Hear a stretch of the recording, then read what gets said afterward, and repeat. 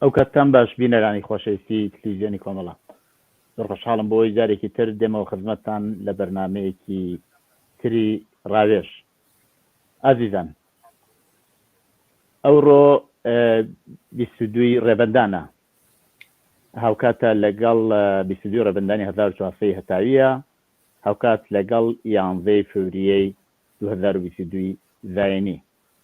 بەرنامەی ئەوڕۆمان کە بە شێوەی ڕاستەوخۆ پێشکەش بێ ئەوەی ئازیز دەکرێ لەسەر تۆڕە کۆمەڵایەتیەکانی کۆمەڵە مێدیا نتوەرک و هەروەها لە ڕێگەی فەیسبوک و یوتیوبەوە پێشکەش بێ ئەوە ئازیز دەکرێ، هەروەها ڕاستەوخۆ لە تەلەڤیزیۆنی کۆمەڵیشەوە ئەتوانن ئەو بەرنامە ببین.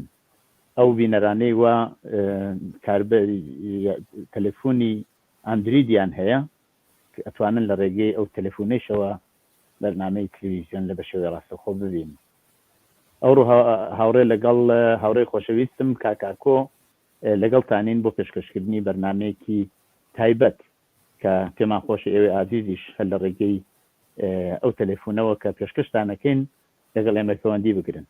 ژمارە تەلەفۆنی 0046 726 16 764 لە ڕێگەی واتسابەوە بە ئێمەوە پەیوەندی بگرن. پێمان خۆشە ڕاوی بۆچوونی ئێوە ببیستین، هەروەها ئەگەریش پێویست و بروسکە و پەیامەکانی خۆتان بنێرن. کاکاکۆ باسی 22 ڕێبەندانم کرد، ئێوە شتێ لەو بابەتەوە قسێکتان هەیە؟ کاک مەحی ئیجازە بدە منیش سڵاو و ڕێز بنێرم بۆ بینەرانی تەلەڤیزیۆنی کۆمەڵە و هەروە بەرنامەی ڕاوێژ. هەروە کاک مەحی ئاماژەی پێدا ئەمڕۆ بەرنامەی تایبەتمان هەیە بە بۆنەی پێشوازیکردن لە 26 ڕێبەندان ساڕۆژی ئاشکرابوونی هەڵسوڕان و تێکۆشانی کۆمەڵە. هەروەکو ئاگاداریشن ئەمڕۆ 22 ڕێبەندانە ساڵۆگەڕی شۆڕشی گەلانی ئێران. پێمان باش بوو پێشەوەی بچینە سەر تەوەری ئەسڵی بابەتەکە، تۆزێکیش لەم بابەت ئەم ڕۆژەوە و ئەو ئێستا لە ئێران و لە زۆربەی شارەکانی ئێران کۆماری ئیسلامی زۆر ڕیاکارانە چۆتە پای جێژنگرتن و کاری تەبلیغی و مانوەڕدان لە دەوری ئەو ڕۆژە و گوایە دەیهەوێت هەموو ئەو شۆڕشە بە ناوی خۆیەوە سەبتکا و گوایە ئەوان نەخش و ڕۆڵی ئەسڵیان لە پێکهێنانی شۆڕشی گەلانی ئێران دژ بە نظامی سەڵتەنەتی لە ئێران لە ساڵی 57 بووە. دیارە هاوکات ئەمڕۆ لەگەڵ کاک مەحیا بین، هەروەکو ئاماژەی پێدا لە ڕێگای تۆڕی واتساپ ئێوە شەتوانن پەیوەندیمان پێوە بگرن، ڕاو بۆ چوون و نەزەراتی خۆتان لەگەڵ ئێمە بخەنە بەرباس. ژمارە تەلەفۆنەکەی ڕاگەیاند کاک مەحیا، ئێوە ژەتوانن بێنە سەر هێڵ یا پەیاممان بۆ بنێرن یا ڕاستەوخۆ بەدەنگ ئێوە ژەتوانن بەشداری بکەن و بێنە سەر هێڵی تەلەفۆن. بەڵێ کاک مەحیا، ئەمڕۆ 22 ڕێبەندانە بڵێ ئەوە تانینە 34مین ساڵی هاتنە سەرکاری کۆماری ئیسلامی. 34 ساڵ کۆماری ئیسلامی داوای لێبرن نەکەم 43 ساڵ، بەڵێ 43 ساڵ کۆماری ئیسلامی بە شەدیدترین شێوە بە دڕندانە شێوە دژ بە هەموو خەڵکی ئێران ڕاوەستاوە. لە ماوەی ئەو 43 ساڵەدا کۆماری ئیسلامی هەزاران خەڵکی لە زندانەکان لە جوخەی ئەعدام کردوێتە ئامانج و ئەعدام کراون و گیانیان لە دەستاوە یارە گۆشەی زیندان بوون. هەر لە سەرەتای هاتنە سەرکاری کۆماری ئیسلامیەوە ژنان بە شێوەیەکی زۆر سیستماتیک کەوتنە بەر هەڵاواردن لەلایەن کۆماری ئیسلامیەوە. هەزاران سەحنەی زۆر دڵتەزێن لە سەنگسار و لە قەتڵ عامی ژنانمان بینی. هەروەها زۆر جاربینیمان کچانی منداڵ بە شێوەیەکی زۆر دڕندانە لە بازار فرۆشتان و زۆر شتی تر. بەڵێ کاکاکۆ. بەڵێ کاک مەحیا، هەروەک ئەماژەت پێدا لە دوای شۆڕشی ساڵی 1950 بە تایبەت 22 بەهمەن. زۆر کەس لەوانەیە بۆی پرسیار بێت ئەو شۆڕشە چۆن بۆ چۆن ڕوویدا، پێشزەمینەکانی چی بۆوە، چۆن ئەو شۆڕشە کە بۆ ژیانێکی باشتر، بۆ زندگیکی ئاسوودەتر لە پێناو بەختەوەری ئینسانە بەدەست کۆمەڵانی خەڵک لە ئێرانەوە ڕوویدا، چۆن کۆماری ئیسلامی توانی بێت و دەستی بەسەرا ڕابگرێت و ئەو شۆڕشە لەگەڵ شکستێکی گەورە ڕوبەڕوو بکاتەوە کە تا ئێستاش هەروەکو خۆتان ئاماژەتان پێدا ئاسەوارەکەی ئەوەیە کە تا ئێستاش 43 ساڵە دەسەڵاتێک حکومەکە لە ئێران کە جگە لە نەهامەتی و نەکبەتی و ژیانێکی ناخۆش هیچ دەستاوردێکی بۆ کۆمەلگای ئێران و کوردستان نەبووە. لە ئەگەر تۆزێک بگەڕینەوە بۆ پێش 22 بەهمەنی ساڵی 57 هەر لە پاییزی ئەو ساڵەدا دەوڵەتانی ڕۆژاوا و لەسەروی ئەمریکا ئیتر ناهومێت ببوون لەوەی کە بتوانن دەسەڵاتی پاشایەتی لە ئێران ڕابگرن و بیپارێزن. ئاستی شۆڕش و ناڕزایەتی لە ئێران ئاستی ئەحترازات بە حەدێک گەشەی سەند بوو کە ئیتر وڵاتانی ڕۆژاوا دەستیان داشۆردبوو لە مانەوەی دەسەڵاتی پاشایەتی و سەڵتانەتی لە ئێران. هەر بۆیە لە بیری ئالتەرناتیوێکا بوون، لە بیری ئەوەیە بوون کە ئۆپۆزیسیۆنێک دابنێن لە ئێران کە ئەو کات لە دژایەتی و ڕقابەت لەگەڵ یەکێتی سۆڤیەت یا شەوڕەوی سابق بتوانێت جێگرەوەی دەسەڵاتی پاشایەتی بە لە ئێران، چونکە هەرو کاتیش لە ڕێگای مشاورانی خۆیەوە، لە ڕێگای باڵوێزخانەکانی خۆیانەوە وڵاتانی ڕۆژاوایی کە لە ئێران هەیان بوو ئامار و ئەرقامیان پێئدرا و ئەوان باشیان زانی کە ئەوەی لە ئێران خەریکا ڕوەدا، ئەو شۆڕشە جەماوەریەی کە لە ئێران شکڵی گرتبوو لە دەسەڵاتی هێزە چەپەکان و لە اختیار وڵات خەڵکانی ناڕازیا بوو و هیچ لەوە ئەوەی کە باسم کرد لە نان و لە ژیانی باشتر زیاتریان نەدەویست.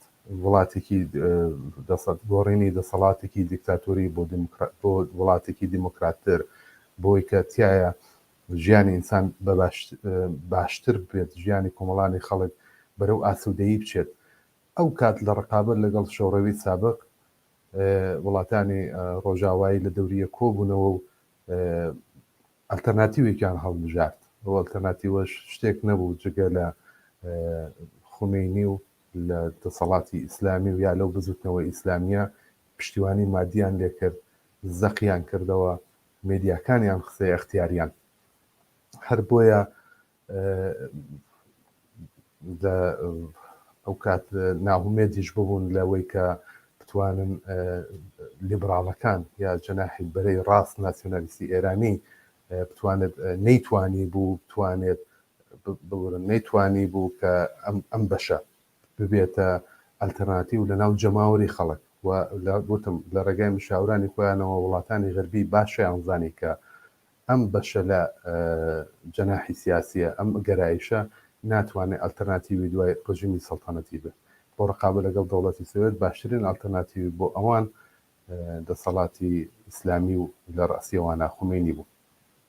بەڵێ هەروایە ئەوەش ئاماژەتان پێ کرد کۆماری ئیسلامی بە وڵاتی نەمرکە بەڵکو هەوڵی ئەوە بوو کە بە قەولی خۆیان ئیسلام سادر بکەن بە وڵاتانی دراوسێ و هەر بەو شعاری ئەوەی کە ئەوانیانویت ئیسلام هەتاکو کەربەلا ببن و هەتا نەجەف بیبن بەداخەوە هەم لەلایەن حکوومەتی جنایەتکاری سەدام حوسێنەوە و لەلایەن ئێرانەوە شەڕێکی 8 ساڵەیان بەسەر خەڵکی ئەو وڵاتەدا سەپاند.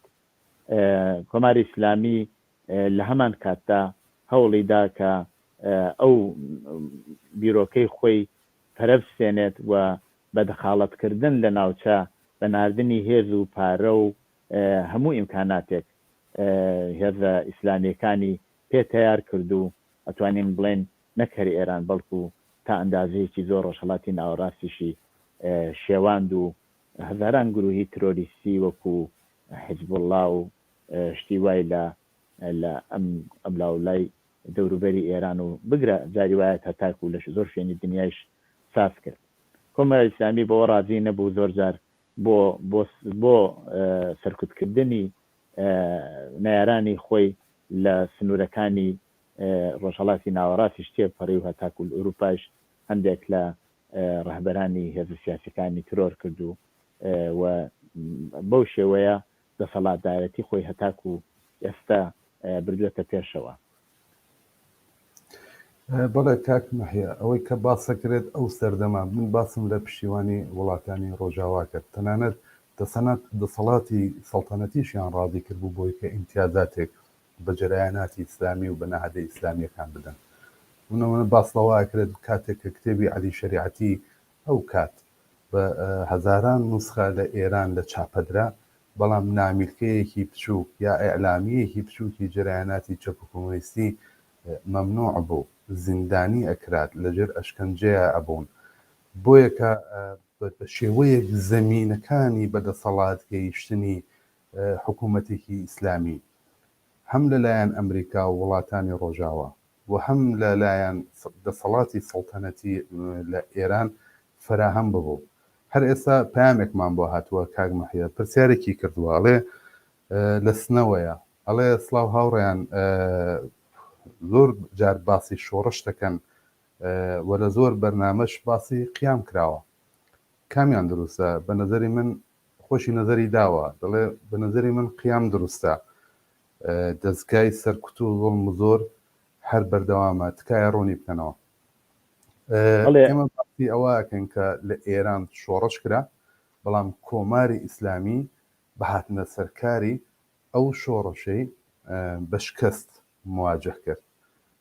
دژە شۆڕشێک هاتە سەرکار و هەروەی کە باسم کرد بە یارمەتی وڵاتانی ئەمریکا و ڕۆژاوا لە ڕقابەت لەگەڵ یەکێتی سۆڤیەت یا شۆڕەوی سابق.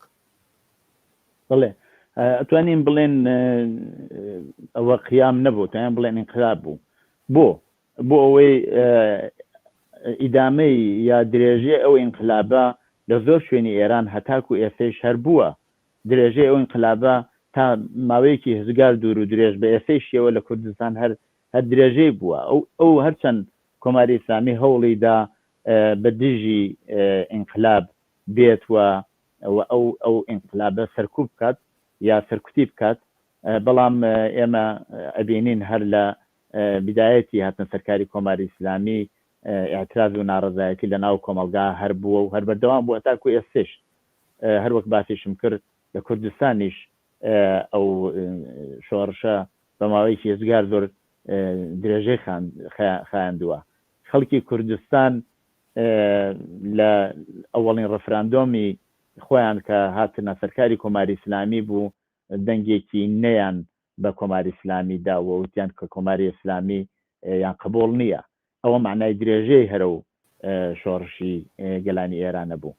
بەواتەیە توانین بڵێن ئەو شۆڕشە هەر بەردەوام بووە لەلایەن هێزە سیاسیەکان، بەشێکی زۆر لە هێزە سیاسیەکانەوە، هەم لە کۆمەلگا و هەم لەلایەن هێزەکانی تریشەوە.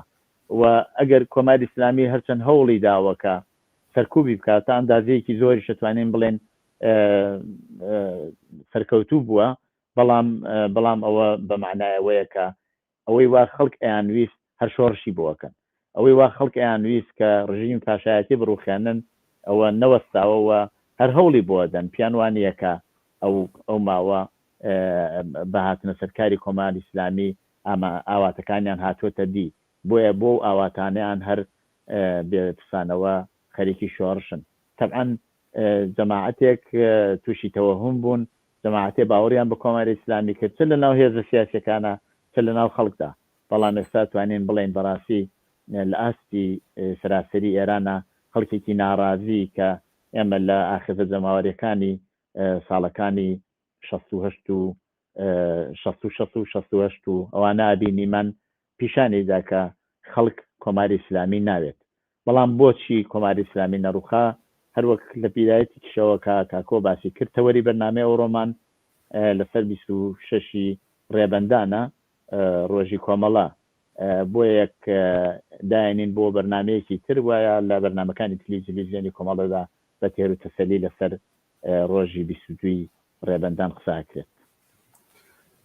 بەدڵنیاییەوە کاک مەحیا، بەڵام هەرەوەندە بڵێن لەم سەر و بەندەیە کە دەی فەجر و ئەمڕۆژ 22 ڕێبەندان بووە، کۆماری ئیسلامی بەهۆی هەبوون لە اختیاربوونی مێدیایەکی باش بە هەموو ئامرازەکانی کەڵک وەرەگرێت تا لە زینی لاوان و تازە پێگەیشتوانی ئەو وڵاتەیە وانیشان بدا کە کارگێڕانی ئەو ڕژیمە و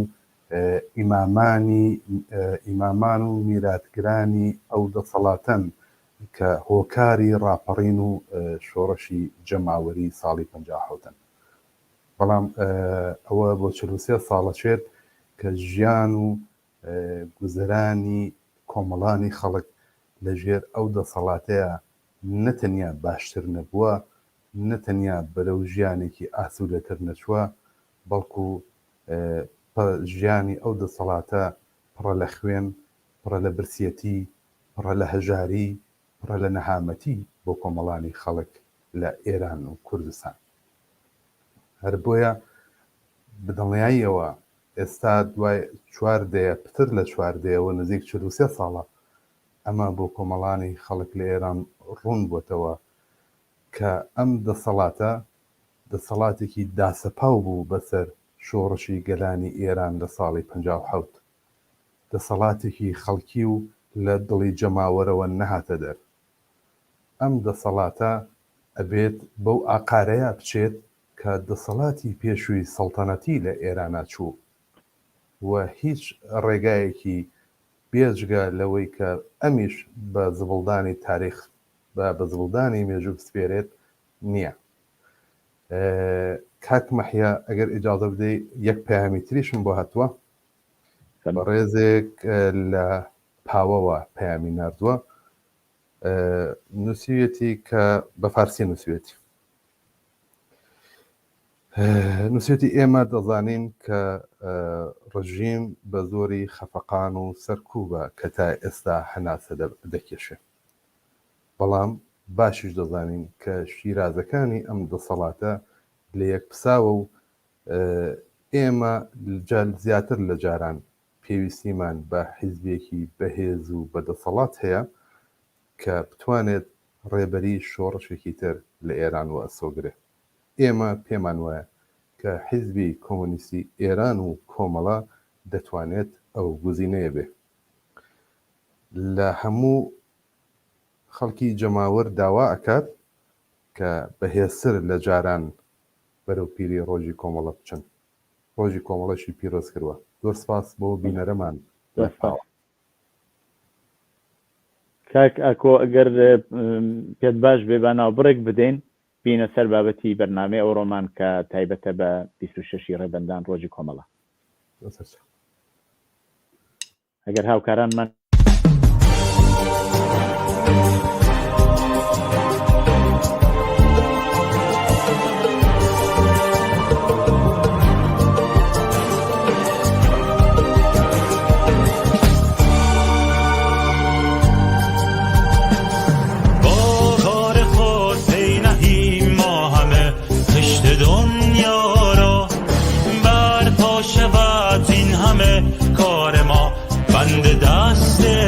زنجیر بردگی بر پای زندگی، این همه سهم آزادکار، گر پیر و گر جوان در هر جای جهان، گر باشیم رنجور و بیمار.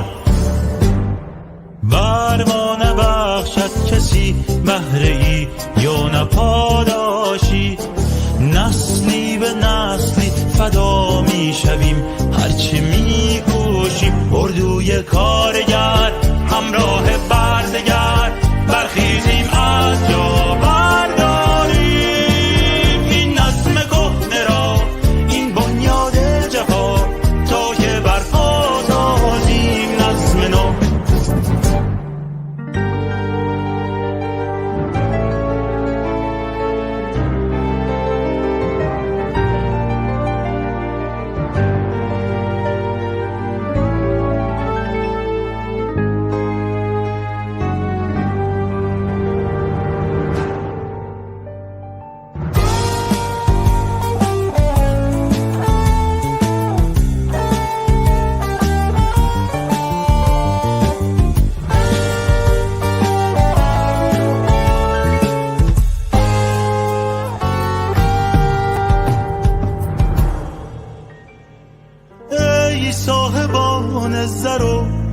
و محبس و دیوار، بر پاگران خدا بند و چوبه های دار. قدرت زندان میرسد پایان وقتی که برپاییزیم ما. سرنگون خواهد شد بنای شما با دست پرتوان ما. بر پرچم سرخ خیش بنگریم نقش آزادی، با داد خیش فرکنیم از جهان جور و بیدادی. زین دود خشم ما برخیزد شعله ها، ویران سازد بنیادتان. با عشقی بیکران بارون سازیم جهان، در پیکاری سخت و بی امان.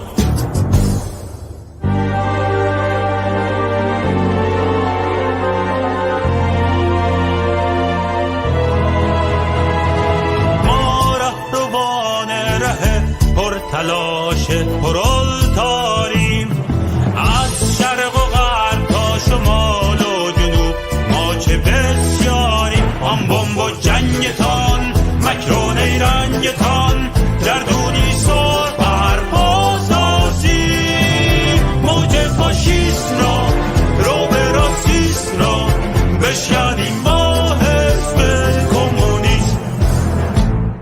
این چرخ گردون به کام خیش بر بگردانیم، دور شما پایان رسد زین که ما میدانیم. در راه فردا فردایی زیبا با حزبی محکم برخیزیم.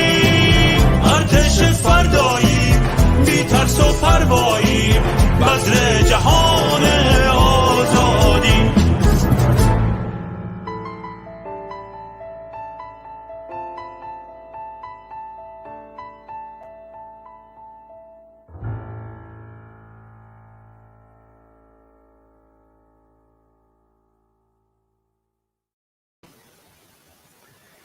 کرێکاران، زەحمەتکێشان، کۆمەڵانی ئازادی خوازی خەڵکی کوردستان 26 ڕێبەندان ڕۆژی کۆمەڵە بەڕێوەیە.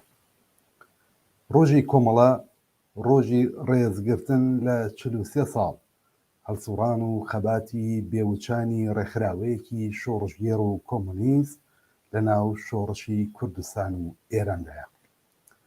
ئەمڕۆ ڕێزگرتن لە ڕۆژی کۆمەڵە تەنیا ڕێزگرتن لە ڕۆژی سازمانی و حیزبی نییە، بەڵکو ڕۆژی ڕێزگرتنە لە باڵی سوسیالیست و عەداڵەتخوازی ناو بزوتنەوەیەکی شۆڕژگێڕانە.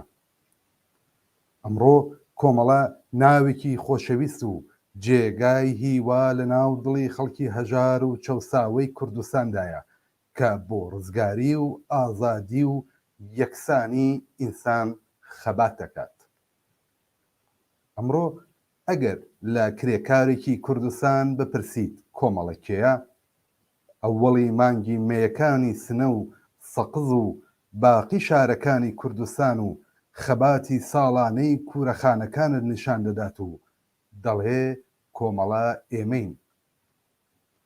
ئەگەر لە ژنێکی زۆر لێکراوی کوردستان بپرسیت کۆمەڵە کێیە، بوخچەی دڵیت بۆ دەکاتەوە و دەڵێت کۆمەڵە ئەو حرەکەتەیە کە زنجیری کۆیلەتی منی پچڕاند و لە ناو دڵی مندا جێی هەیە.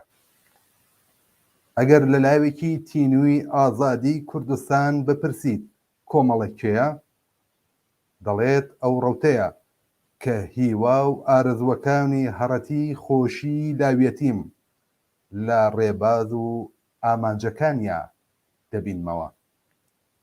ئەگەر لە دایکی شەهیدێک بپرسیت کۆمەڵە کێیە، ڕەسمی بەگوڵ نەخشاوی ڕۆڵەکەیت نیشان ئەدات کە وەک ملوانکەی خۆشەویستی لەسەر دڵیەتی و دەڵێت کۆمەڵە کۆرپەکەی منە.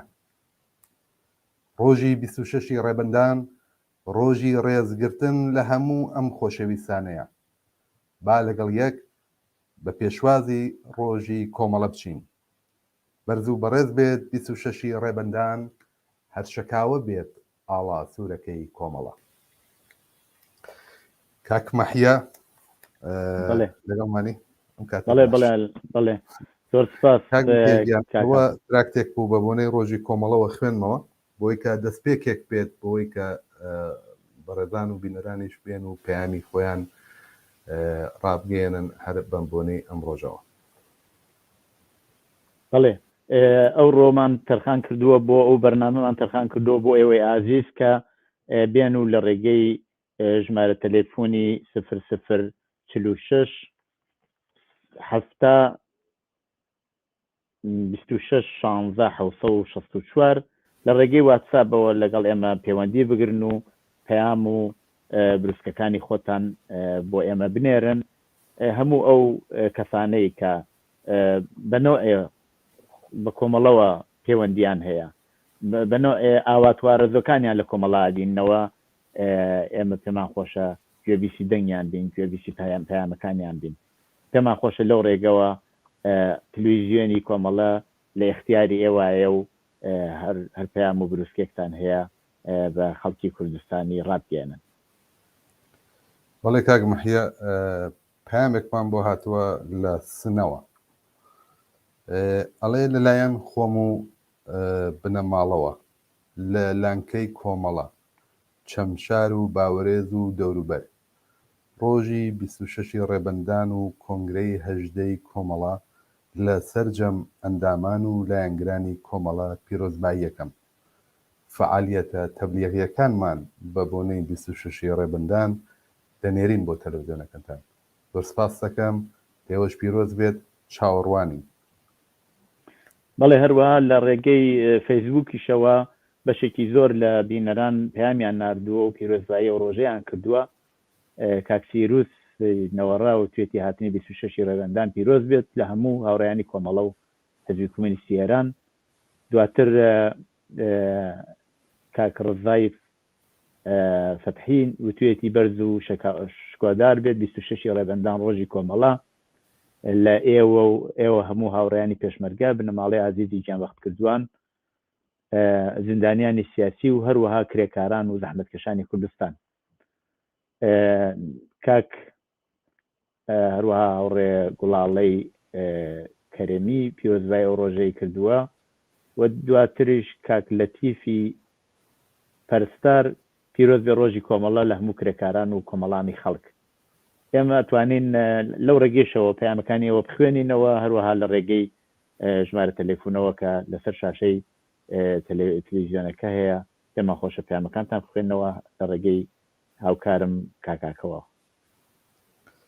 کاک مەحیا کاک ئەیوبی دەباغیانیش لە دەرەوەی وڵات پەیامی ناردووە، هەڵبەت ئەو شیکاری کردووە لەسەر هاتنە سەرکاری کۆماری ئیسلامی و ئیبرازی لطف و مەحەبەتی کردووە بە ئێمەش و دوای وەختێ بەڵام پەیامەکەی ئێجگار دوور و درێژە، یعنی کاتێکی زۆرمان لێ ئەگرێت. لە هەر حاڵ هەرو شتانەی کە بەنسبەت کۆماری ئیسلامی و دوای هاتنە سەرکاری ڕژیمی کۆماری ئیسلامی و لە ئاسمەعیشەت و گرانی و نەبوونی ئازادیەکان و ئێعدام، شکنجە، شەلاق، زیندان، تەواوی ئەمانەی کە دوای هاتنی کۆماری ئیسلامی بۆ دەسەڵات بۆتە ژیان و گوزەرانی ئەو خەڵکەی بۆ ئێمە باس کردووە، بۆ یەکە دەبێت داوای لێبوردن لە کاکەیوب. ناتوانم پەیامەکەی زۆر درێژە بەڵام بە کورتی ئەو چوارچێوەی لە خۆوە گرت. کاک مەحیا بینەرێکمان لەسەر هێڵەی تەلەفۆنە، ئەگەر ئیجازە بدەیت ئەو بینەرە وەسڵکەین ئەم کاتت باش. سڵاو و ڕێزمەیە بۆ خۆت و بۆ جەنابت و بۆ کاکە مەحیای ئازیز و بۆ هەموو دەستەرکارانی بەنامەی ڕاوێژ. سەرەتا ڕۆژی کۆمەڵا لە خۆتان و لە هەموو هەواداران و گیانبەختکران و ئەوانەی کە دڵیان بۆ کۆمەڵە لێ ئەدا پیرۆزباییتان پێیان.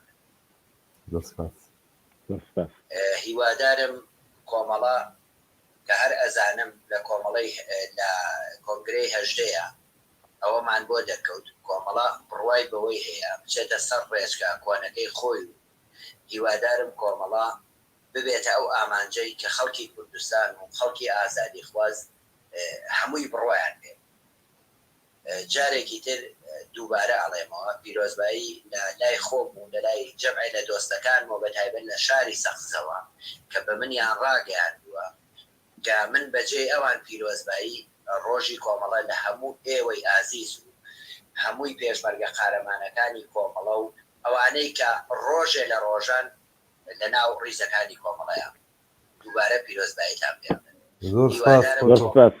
هەروەکو چۆن ڕزگەشکێن بووە هەروەکو کۆمەڵە چۆن تەواوی بیر و باوەڕەکەی بۆ خەڵکی زەحمەتکێش و چینی تێکار بووە متمەینم هەرواشە بێت کۆنگرەی هەژدە سابتی کردبەوە کۆمەڵە جارێکی تر بڕیاری داوە بێتەوە بە کۆمەڵە کۆنەکە بێتەوە بۆ کۆمەڵی کە تەواوی خەڵکی ئازادی خواز خەڵکی شۆڕژگێر خەڵکی کرێکار خەڵکی لادێکان کە خۆم دانەیەک بووم لەوانە شانازی پێوا کرد کە پێشمەرگا هاتاوێ من وەکو کلاسی نۆ بوو بەڕاستی لەگەڵ کۆمەڵە ئاشنا بوو و بە شانازیشەوە کە ئێڵێم کۆمەڵە ڕێزکەشکانوە لە هەموو جێگایە هیوادارم ئێوەی ئەندام و ئێوەی پێشمەرگەی کۆمەڵە و لایەنگرانی کۆمەڵە و حیزبی کۆمونیستی ئێران جارێکی تر باوەڕمان بەوەیە کە ئەگەڕێتەوە سەر ڕێزکەکەی خۆی ئەگەڕێتەوە سەر ئەوەی بێ هیچ دوودڵیەک بە ڕێبازەکەی کۆمەڵە و ڕێبازی شەیدەکارمانیدا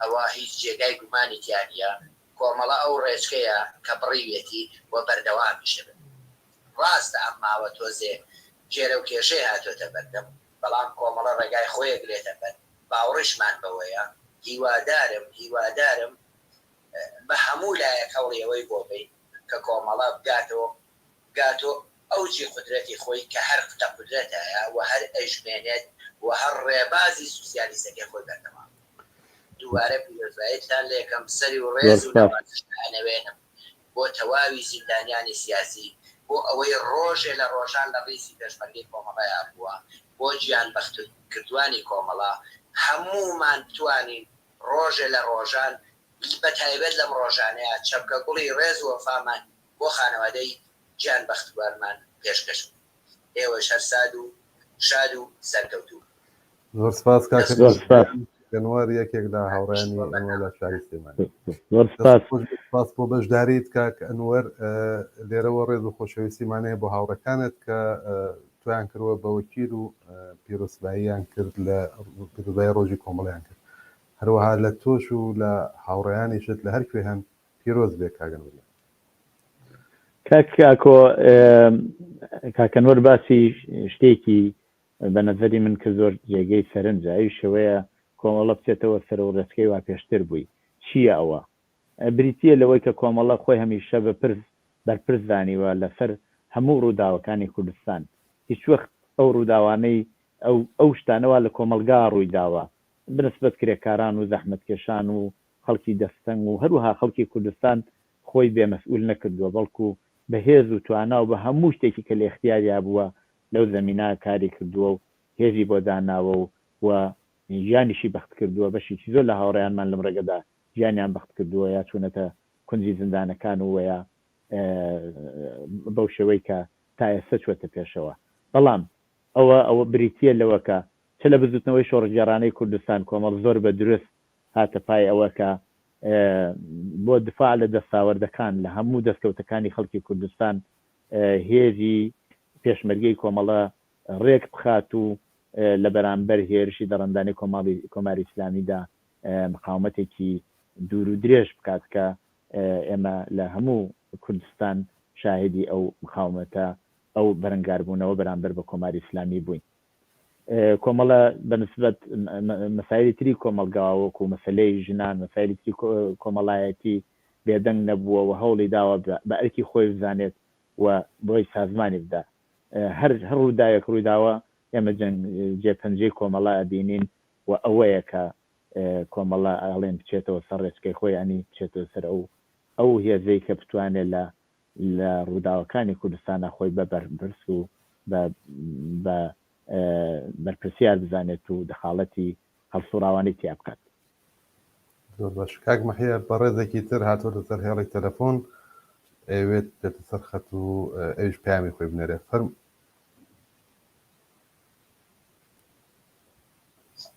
فەرموو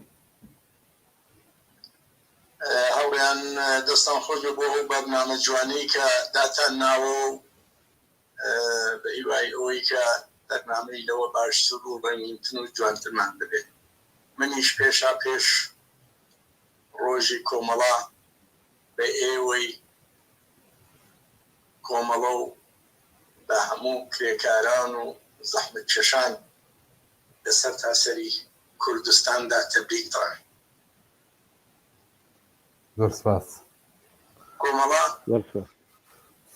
هێزێک بوو بە دوای هاتنە سەرکاری جمهوری ئیسلامی لە کوردستاندا کۆمەڵا پشتیوان و ڕایڕێنوێنی کرێکاران و زەحمەت کێشان بوو.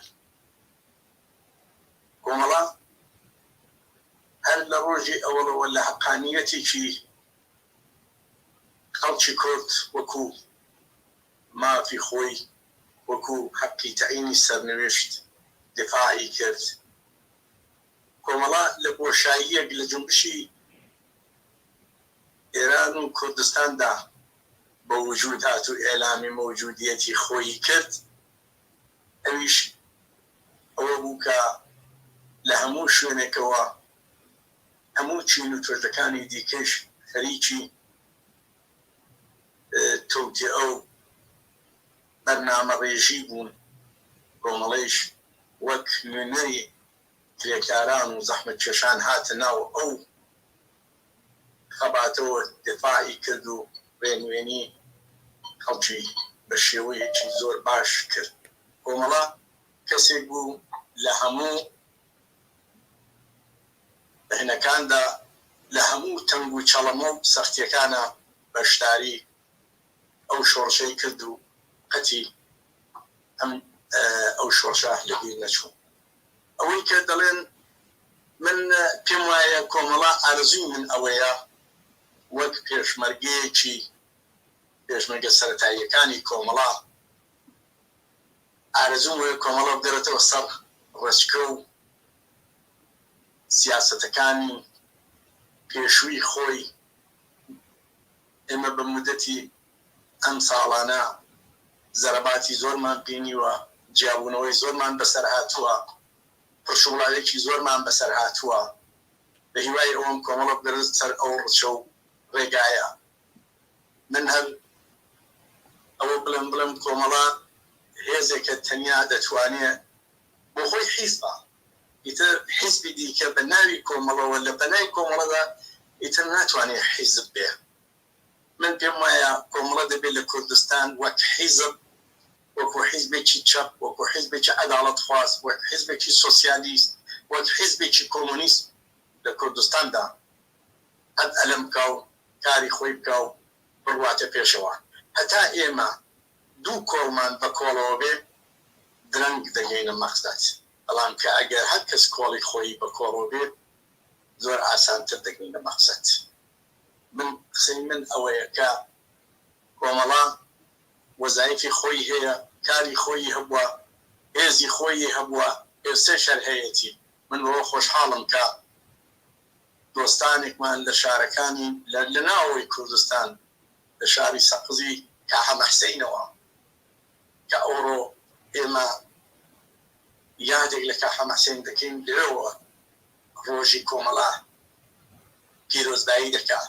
من دەزانم ئەگەر حتا دوور لە چاوی هێزە بەکرە گیراوەکانی جمهوری ئیسلامیش بێ، لاوان و گەنجانی شاری سەقز دەچنەوە سەر گۆڕەکەی کاحە مەحسەین و پەیمان لەگەڵ کاحە مەحسەین تازە ئاکەنەوە کە ئێمە ئیدامە دەهەندەی ڕێبازی تۆین و ڕێبازی ڕێبواری ڕێگای هاوڕێیانی چۆن.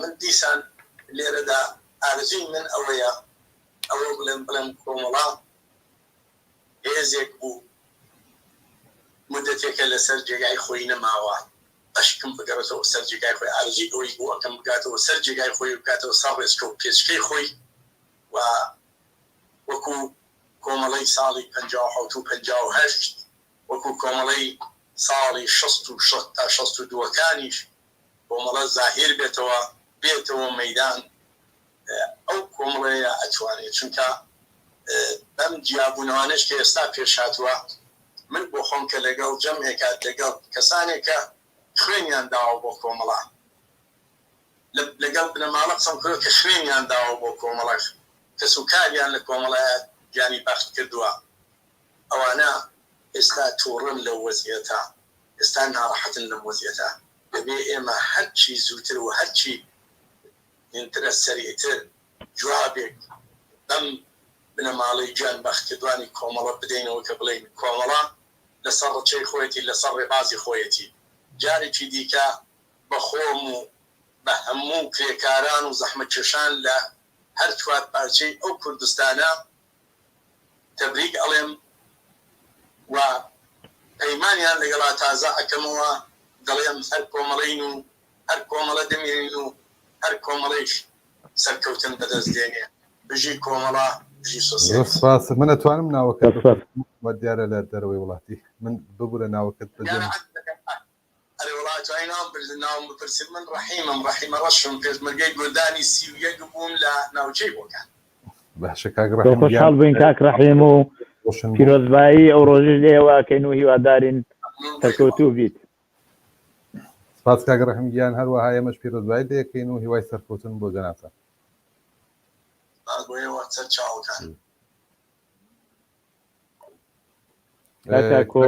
ئەگەر ئیجازە بێ یەک دوو پەیام بۆ هاتووە ئەو پەیامانەش بخوێنەوە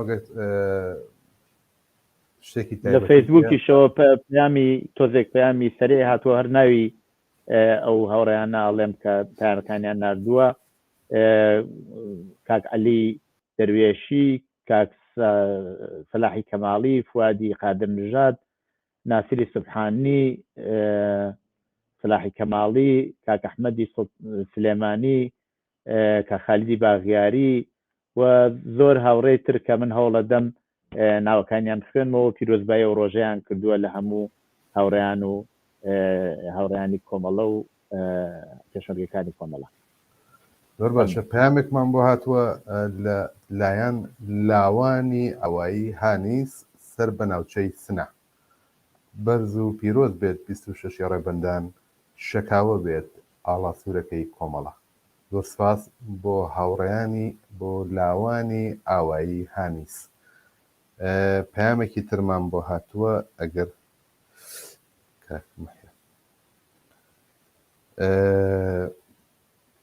کاک شارامی سەنجەری لە نۆروێژەوە پەیامی نردووە ڕۆژی کۆمەڵە لە هەموو پێشمەرگەکانی کۆمەڵە و بنەماڵەی ئازیزی گیانبەخردوان و زیندانیانی سیاسی و خەڵکی کوردستان پیرۆزبایی دەکات ئاواتی ژەخوازێت کە کۆمەڵە بتوانێت ئەم کێشانەی دوای ئینشعاب پشتەسەر بنێ و هەموو هێز و وزەی خۆی لە دژی کۆماری ئیسلامی بەکاربەرێت سپاس بۆ کاک شاهرامی خۆشەویست لە نۆروێژەوە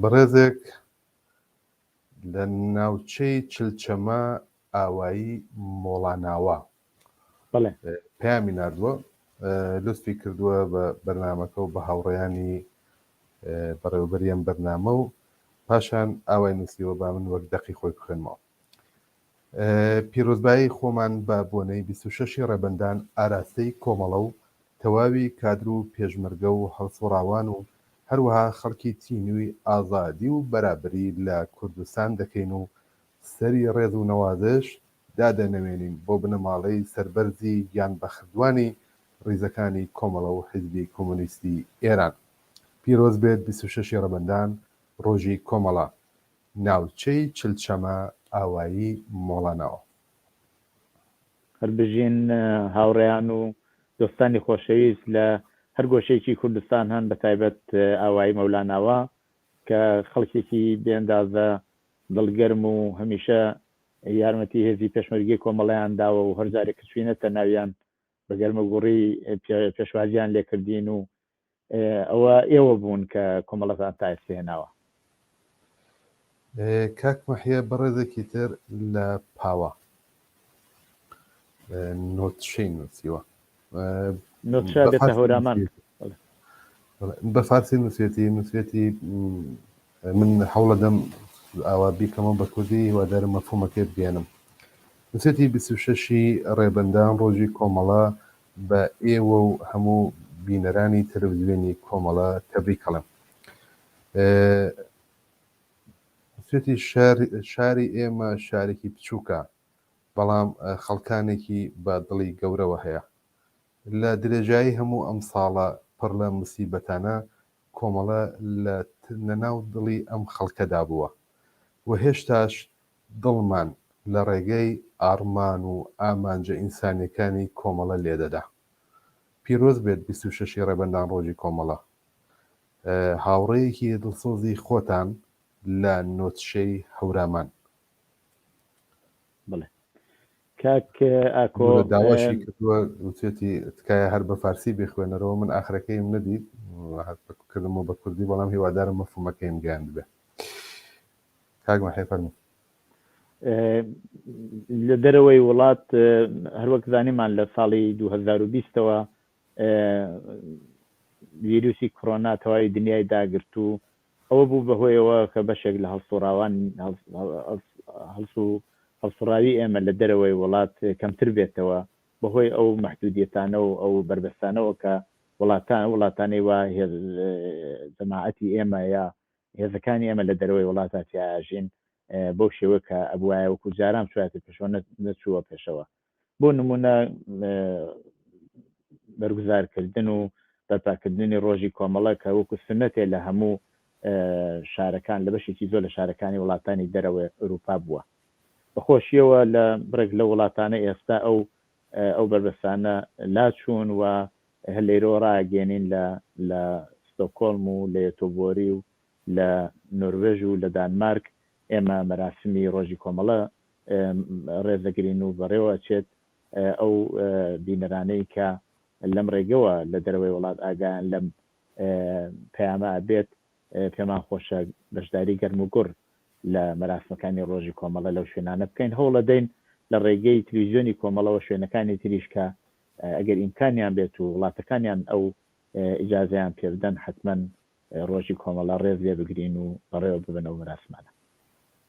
بەڵێ هەروەک ئاماژەت پێدا لە شاری یۆتۆبۆری و لە شاری ستۆکۆڵم 26 مانگی فێوریە مەراسمی ڕۆژی کۆمەڵە بەڕێوەچێت. داوا لە هەموو دۆستان و ئازیزانمان لەو دوو شارەکەین کە بە گەرمی پێشوازی لەو ڕۆژە بکەن و بەشداری ئەو دوو مەراسمە بن. کاک مەحیا پەیامی ترمان بۆ هاتووە، بەزەرت چییە بیخوێنینەوە یا؟ بڵێ نەخێر بابی ئەوە بخوێنەوە جا دوایی ئەگەر هەوڕیانی هاوکارمان ئامادە بن ناوبڕێک بدەینەوە، بەڵام چونکی ئەم فرسەتە هەیە زۆر کە زوایەکی لێمان لەکەن ئەڵم پەیامەکانمان نەخوێندێتەوە پێمان خۆشە پەیامەکانیەوان بخوێنەوە ئەگەریش مەجال بوو هەم بۆی سراحەتێکی شتێ ناوبڕێک بدەین، بەڵام پەیامەکان با بخوێنەوە. زۆر باش. کاک متەلیب لە سوێدەوە پەیامی نردووە، پیرۆزبایی ڕۆژی کۆمەڵی کردووە، داواکاریشە کە ئەم پەیامەی بخوێنینەوە و هەروەها بە فارسیش نووسێتی، من هەروەکو پەیامەکانی تر هەوڵەدەم بیکەمەوە بە کوردی. داوای کردووە لە کرێکاران و خەڵکی ئازادی خواز لە ئێران و لە کوردستان. ببوورە من تەماسێکی ڕاستەوخۆم بۆ هات پەیامەکەی ئەوەی لا برد. دەرحەڵ داوای کردووە لە کرێکاران و خەڵکی ئێران و کە لە مانگەکانی ڕابردووە کۆماری ئیسلامی بە شێوەیەکی زەبوونانە و بە قەوری فارسی ئەو نووسەتی لە ئەوجی دەرماندەگی دەستی کردووە بە دوواداچوون و بازداشت و زیندانیکردنی هەڵسوڕاوانی بزوتنەوە کۆمەڵایەتەکان. داوای کردووە لە ڕێگای ئەم بەرنامەوە لە هەموو خەڵکانی ئازادی خواز لە ئێران و کوردستان و لە دەرەوەی وڵاتیش کە بەم بازداشت و زیندانیکردنی هەڵسوڕاوانە هەڵوێست وەرگرن، اعتراضکەن و خوازیاری ئازادی بێقەید و شەرتی ئەم زیندانیانە ببن. زۆر سپاس بۆ کاک متەلیب، داوای لێبوور نەکەینەوە پەیامێکمان بڕی. بینەرێکمان دێتە سەر خەت کاک مەحیاگەر ئیجازە بدەی ئەویش وەسڵ کەم، پاشان ئەگەر موافق بیت بچینە ناو بڕەکە. باش فەرموو. بینەری خۆشەویستم کاتت باش. ئەو کاتە واشکاگا بۆ سڵاو لەبێ کاگە یۆب ئەم کاتت باش. سڵاو کاکەجیان دەنگم دەگا دەنگی بڕێسانەگات خۆشحاڵ بووم کە گوێم لە دەنگت بوو. بینەرانی تەلەڤیزیۆنی کۆمەڵە گوێیان لە دەنگتە فەرموو. باش کاکە سپاس دەکەم سپاس و ڕێز و خۆشەویستیمەیە بۆ خۆتان و سەرجەماوڕیانی ئەو کاتە بۆ پێی کە پەیامەکەی پێشوو من نەخێندەوە تەسبیحم درەوجار تەلەفۆن بکەم و چەند قسەیەک منیش هەوا پەیامی خۆم بگەێنمە بینەران و بیستەرانی کۆمەڵە لە ناو لە کوردستان. زۆر کاری باش فەرموو. پێشەکی ئەوە بڵێم لەگەڵ پیرۆزبایی ئەو ڕۆژە بەشکۆمەزنە لەسەر جەماوەری کوردستان بنەماڵەی گیانبەخت کردووان زیندانیانی سیاسی سەرجەم چین و توێژەکانی نێو کۆمەلگا و هەموو هاوڕێیانم لە ڕیزەکانی کۆمەڵە دەکەم و دەمەوێت ئیشارە بۆ بدەم و بڵێم کە لە کەس شاراوە نییە و هەموو ئێمە و جەماوەری کوردستانیش ئەو ڕاستێ باش دەزانین کە بەبێ تێکۆشانی بێوچان و ماندوونە ناسانەی پڕاوپڕ لە عشق و خۆشەویستی سەداقەت و دڵسۆزی لانەدان و بەبەخشینی گیانی هاوڕێیانی گیانبەختکردومان هێژەدان و بەردەوامبوونی کۆمەڵە لەو دروشم و ڕێبازەی کە هەڵی گرتووە هەرگیز ممکن نەدەبوو و نەدەگەیشتە ئەم ڕۆژە. بەڵام بەداخەوە وەک دەبینین ئەگەرچی ئەرقەلەنانەوە لادان و دابڕانی نێوە بەنێوەی هەندێک لە هاوڕێیانێک ئەم ڕۆژانە بۆ تەباو و بە تۆمەتلێدان و ناتۆرە و نانەوەی ناڕەوا خواستیان بۆ خۆڵکردنە چاوی جەماوەر و ڕای گشتی کە هەوڵ دەدەن ڕەوایی ببەخشنە ئاکاری دوور لە ئەهد و وەفا و پەیمانشکێنیان و دوور لە نەقشی نابەرپرسانە لە دەور و نەقشی نابەرپرسانە و ناپەسەندانەیان وەگەر ڕازگۆیانە بمەوێ بیڵێم نە لە قازانج و بەرژەوەندی خەڵک و جەماوەری ستەملێکراو بەڵکو زۆر پاوانخوازانە و بۆ بەرژەوەندی کاکە کەسی و تایبەتی خۆیانە. بەڵام دەمەوێت خەڵکی کوردستانی دڵنیا بکەمەوە بڵێم ئەوە نابێتە نابێت نیگەرانی دروست بکات لە ناو خەڵک و جەماوەر و بنەماڵەی گیانبەخت کردووان چونکە زۆرن ئەو هاوڕێیانەی کە بە وەفاوە دەڕوانە بەڵێن و ئەهد و پەیمانەکانیان چ بە گیانبەخت کردوانیان و چ بە خەڵک و جەماوەری کوردستانیش و لێبڕاوانە ئەرکەکانی سەرشانیان بەجێ دەهێنن. ئەمە جگە لەوەی کە جەماوەری شۆڕەژێر و خەڵکی تێکۆشەری کوردستانیش هەموو ئەوانەی دڵیان بۆ کۆمەڵە لێدەدات بە ژیانیان بە گیانیان پارێزگاری لە کۆمەڵە دەکەن. بۆ یەجێی خۆیەتی لێرەوە حتمەن لە بیرمان بێکە لەگەڵ ڕێزگرتن لە یادی 43 ساڵەی کۆمەڵە بەڕێزەوە یادی سەرجەم گیانبەخت کردوانیشمان یاد بکەینەوە. زۆر زۆر سپاس و زۆر سپاس کاکەی گیان داوای لێبوردنەکەم کە پەیامەکەی تۆم نەخوێندەوە زۆر توولانی بوو. زۆر سپاس خۆشحاڵیش بووم کە گوێم لە دەنگت بوو. هیوای ساڵ و سڵامەتی کاتی کاکا کۆبا ئەو پەیامە بخوێنمەوە منیش پێش لەوە بچینە ناوبڕەکە. کاک خالد بە کاخالیدی باغیاری بە وردی باسی مەراسمی ڕۆژی کۆمەڵی بۆ ئێمە ناردووە کە من با بۆتانی بخوێنمەوە. بەخێر بێن بۆ مەراسمی ڕۆژی کۆمەڵە لە شاری یەکتۆبۆری شەمە 26 فوریەی 2022 کاتژمێر 18 تاکو 24 بەرنامەکەمان بریتین لە قسەوباسی یەکێک لە هاوڕێیانی کومیتەی ناوەندی کۆمەڵە شێعر و سرود بەرنامەی هونەری و بە بەشداری هونەرمەندانی لاو دەنگخۆش ئاوات پێنجوێنی هونەرمەند فەریبورزی کەرەمی موزیکژەنی توانا حەمیدی خاتری لە شوێنێک بە ناوی کورتداڵا فوروم لە کورتداڵا تۆری شوێن بە سپۆرواگن یا بە قەتاری شاری 6 و 7 و 11 ئەتوانێت ئینسان بێت بۆ ئەتوانن بێن بۆ ئەو شوێنە. هەروەها وتراوەکە لەم ژمارە تەلەفۆنەیشەوە ئەتوانن زانیاری زیاتر وەربگرن 07 04 68 95 86 زۆر سپاس بۆ کاک خالید و هیوادارین بەراسمێکی زۆر باش بەڕێوە بچێت و هەموو ئەو کەسانەی کە ئاواتیانەوەیە کە کۆمەڵە سەرکەوتوو بێ لەو مەراسمەدا بەشداری بکەن. زۆر سپاس.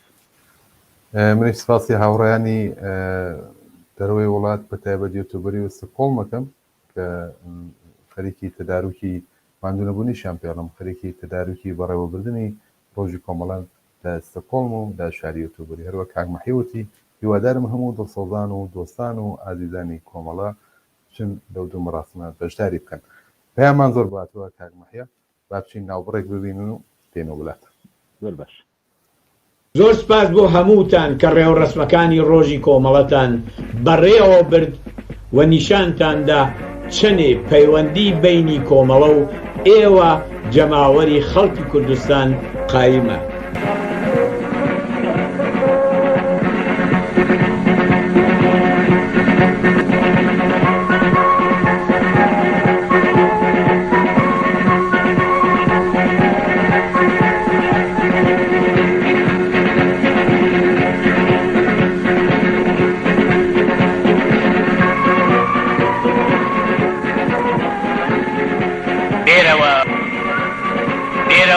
ئاسمان جڵەوتە ئەسپی شێرت مەشخەڵە باڵگرە تیشڕە و بەهەستە سوورە سواری کۆمەڵە زووکە سەنگەر ئاوەدان کە ڕەنج دەری ماندوونە ناست ئارەقەت بۆ نۆبەرەی نان بۆتە بارانی پەڵا ڕابە نەفرەت کە لە مەرگ و هەستەوە بۆ کار و ڕەنج کەی وەرەی ئینسانی کارگەر ئاسەواری کۆتەڵە شۆڕشە هەستە لە بۆ سەو لەمپەری ڕێسەڵمەکە شۆڕش و گیانبازی زادە و خەسڵەتی وەک تۆی کەڵە خۆت لە ئامێز بگرە ئاسۆی بەندەنان ئاخێز مەکە مەشخەڵان کۆزی هەواری تەمتومان و دووکەڵە دێبەدێ پێشمەرگەیە و شاری لە سەنگەر گرتووە گێژەنی ئەو ئاگرە سوورە وا لەسەر تۆ ماوتەڵە دەرکەوە نم ببارێ سەوزی کەم مەزراوی گەنم نان و هەرزانی بەهایان ڕەنجی تۆی تیاو تێکەڵە بێرەوە جوانووی لە بەفرا کورژن و چوار پەلتەزی و هۆلا سێرەی کەنار گرتووی بە دوای نوورداتەری و باسکی پاڵەی لە کار و شەلگەدارە شەڵگەرا و ڕندێکی گوندی لە مستی خەڵک بە زۆر ڕاگوێز کرا و تاڵ و ڕەشماڵی ڕەوەندی بێ هەواری گەرمەسێر ژینەمۆی گرکانی هەڵچووی شانی ئینسانی بوێر بەژنی لووتکەی هەڵکشاوی زۆر سەر و بەژنی هەتاو مارشی کۆمۆنی گەروی خۆری شەوی ئەنگوستە چاو سواری زریان بە بڕۆ چەخما خەدە پێش باکەوە بیهەژێنە شەنگە باڵای کاک ئادەم سەر بەوە دەرکەوە هۆبە بە هۆبە بەردەبازی ڕێگەتن ڕەنجدەرن خەڵکی هەژارن کارگەری بەشمەینەتن بێرەوە ئاسمان جڵەوتە ئەسپی شێرت مەشخەڵە باڵگرە تیژڕە و بەهەستە سوورە سواری کۆمەڵە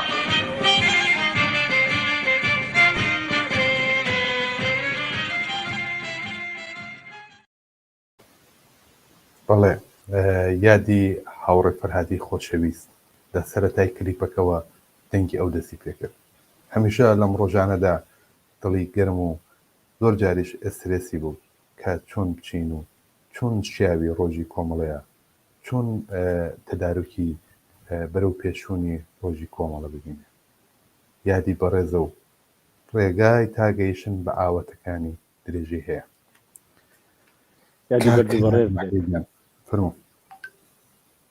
بەڵێ لە کاتێکی ئاوا بوو کە کاک فەرهاد هەر ئەو ڕۆژە لەگەڵ هەموو خەڵکی کوردستان پیرۆزبایی ڕۆژی کۆمەڵەی کرد و ئەوە وای ئەمە خەریکی سەبەڕێەوە بین ئەو کارە بوو ئەو دەرسە بوو کە ئێمەی بە ئێمەی داوە ئێمە هەوڵەدەین بتوانین ڕێبازی کاک فەرهاد و هەموو گیان بەخت کردوانی ڕێگای ئازادی و سوسیالیسم پڕ بکەینەوە بڕێوە ببین و نێڵین جێگەی ئەو ئازیزانە خاڵی بێت و بتوانین ئاواتەکانیان بێرینە دی. کاک مەحیا پێیانمان بۆ هاتووە لە نەوەڕەوە ئەڵێ سڵاو هاوڕێیانی خۆشەویست پیرۆزبایی 26 ڕێبەندان ڕۆژی کۆمەڵە لە هەموو پێشمەرگەکانی کۆمەڵە و خانەوادەی هاوڕێیانی گیان بەکردووی کۆمەڵە و حیزبی کۆمونیستی ئێران دەکەین. بینەرێکتان لە ئاوایی نەوەڕە. کاک ئەگەر ئیجازە بدەی لە کاک فەرهاد لە هولەندەوە پەیامێکی بۆ نردوین ئەڵێ پەیامم بۆ هاتووە لە کۆمەڵێک لایەنگر و هەواداری کۆمەڵە لە ئەوێ هەنگ داوایان لێکردوم کە بینێرم بۆ ئێوە.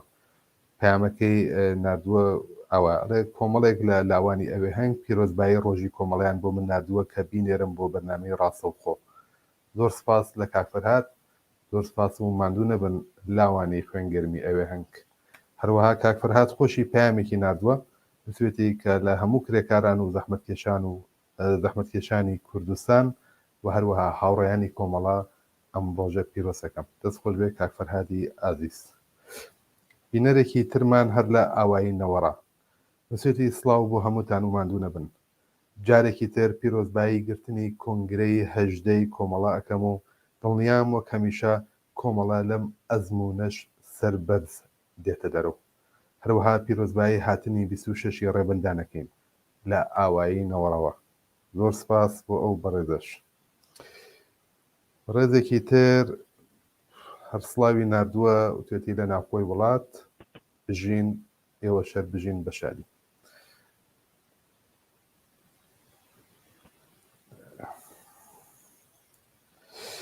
بەڕێزێک نووسێتی هاوڕێتان لە شومالی کوردستانەوە نردوێتی نووسێتی سڵاو ڕێز. ئەمڕۆ کۆمەڵە جێی متمانەی کرێکاران و زەحمەتکێشانی کوردستانە. زۆر کەس بێهەست و نابەرپرسیار سەبارەت بە بزوتنەوەی شۆڕەجارانەی کوردستان و هەستنەکردن بە دەور و ڕۆڵی کۆمەڵە لە بەرەوپێشوونی ئارمانی ئینسانی قۆناغگەلی حساس کە دەتوانێت چارەنووسی کۆمەلگا بگۆڕێ حەولیاندا سیمای کۆمەڵە بشێوێنن. ئەمڕۆ دەتوانم بڵێم حیزبێکی مارکسیستی وەک کۆمەڵە کە تەجروبەی زیاتر لە 40 ساڵ مبارزەی هەیە بەهۆی فیداکاری هەزاران ئینسان توانی سداقەتی خۆی لە بزوتنەوەی کوردستان بە کۆمەلگا بسەلمێنێ. دەبێ بڵێن کۆمەڵە ئەمڕۆ لە نانی شەو بۆ کرێکاران لازمترە. چارەنووسی سێکۆلاریزم و دژایەتی دنیای کۆن بەرابەری بە کۆمەڵەوە گرێدراوە. تکایە بە هەرزان فڕۆشی نەکەین. هاوڕەیەک لە شمالی کوردستان. فەرموو کاکمەحی. بەڵێ دیسان هەر لە ڕێگەی فەیسبووکیشەوە پەیام هاتووە پیرۆزبایی ئەو ڕۆژە کراوە. بەشێک لە هاوڕێیان پێشتریش پەیامیان نردووە، بەڵام بۆ نمونە کاکزانە کە هاوکاری زۆر خۆشەویستمانە ئەویش پەیامی نردووە پیرۆزبایی ئەو ڕۆژەی کردووە. هەروەها پیرۆزبایی لێرە وتراوە کە کۆنگرەی هەژدەی کۆمەڵە پەیماندانە بە ڕێگای هاوڕێ فوادی خۆشەویست، هاوڕێ فەرهادی خۆشەویست بەخشت، هاوڕێ فەرهادی خۆشەویست. لە هەر حاڵا پەیام زۆر هاتووە لە ڕێگەی فەیسبووکیشەوە کە بەشێکم خوێندەوە، بەشێکی تری شەر هەر هاوڕێیان لەو ڕێگەوە ئەینێرن. فەرموو کاکاکۆ. زۆر باشە. بەڕێزێکی تر هەر لە منتەقەی چەمشار باینوسیوە، لە منتەقەی چەمشار پیرۆزبایی کردووە و ئیزهاری لوتفی کردووە بە نسبەت هاوڕێیانی ئێمە لەم بەرنامە زیندووە.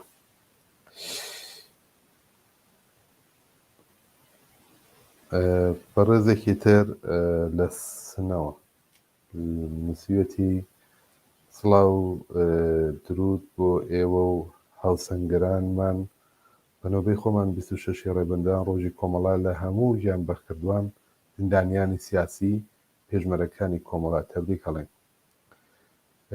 ئەم ساڵیش وەکو هەموو ساڵەکانی ڕابردوو بە پێشوازی ئەو ڕۆژەوە ئەچین و جارێکی تر ئەحد و پەیمان ئەبەستین لەلایەن ژنان و پیاوانی دێهاتی میانە بەشی کەڵاتەرزان بژی کۆمەڵە بژی ئێوە و بژی ئاوایی شۆڕژێڕە و خوێنگەرمی میانە. سپاس، هیوادارم ماندوو نەبن و سەرکەوتوو بن.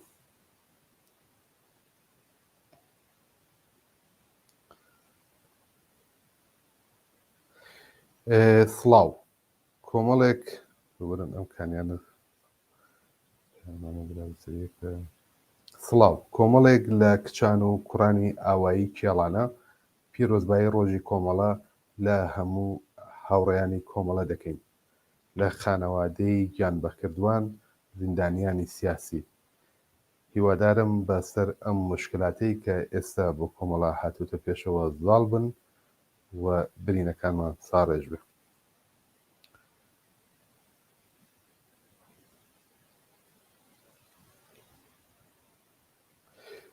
زۆر سپاس، مەجموعەیەک بۆ چوونی خۆی لەسەرم کێشانە دەربڕیوە کە ئێمە هەوڵەدەین ئەگەر کات بوو مەجال هەبوو، چونکە چەند پامێکمان بۆ هاتووە کاگمەحیە لە سەبارەت بەم کێشانەی دوای ئینشعاب. لە هەر حاڵ ئێمە ئەمانەیە بەرەوپێرە ڕۆژی کۆمەڵە بچین. ئەگەر مەجال هەبوو کات هەبوو بە کۆی گشتی بە یەک دوو پرسیاری بچووک وەڵامە دەینەوە. بەڵام فێڵەن پەیامەکان بە بۆنەی ڕۆژی کۆمەڵە واخوێننەوە. لە هەر حاڵ زۆر سپاس بۆ ئەو بەڕێزە لە ئاوایی کێڵانە. کاکمەحیگەم فەرموو. نەخێر هەر لەسەر ئەو ئەگەر بچینە سەر و باسە پێم خۆشە دوایی هەروە تۆزێک لەسەر و مۆزوعەکە بەڕاستی بەشێکی زۆر لە بینەران و ئەوانەیش کە پەیامەکانیان نادووە نیگەرانی خوانیان دەربڕیوە، نیگەرانیکەشیان زۆر بەجێیە. پێویستە هەر قسەیەکی کورت لەو بابەتەوە بکەین، بەڵام ئەگەر ئێوە پەیامەکانتان هەیە با پەیامەکان بخوێنەوە، بەڵام دواتر قسەیەکی کورت لەو بابەتیشەوەکەین. زۆر چاکە. بینەرێک تەلەفۆنی کردووە. ئەڵۆم کاتت باش؟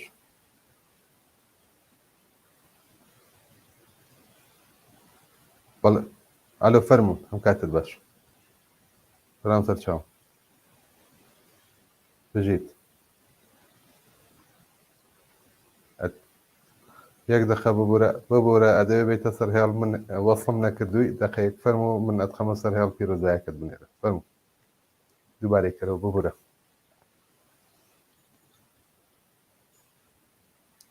ماندوو بنەوە کاگات. سپاس دەکەم. سڵاوتان لێ بێ. شەشی ڕەگبەندان لە ئێوە هەموو هاوڕانی کۆمەڵە کەوای ئەندامان و بەرایەتی کۆمەڵە پیرۆزبایی یەکەم. ئێمە دۆزدارانی کۆمەڵە ئارەزوومان ئەوە کۆمەڵە بچێتەوە سەر ڕێچکەی خۆی،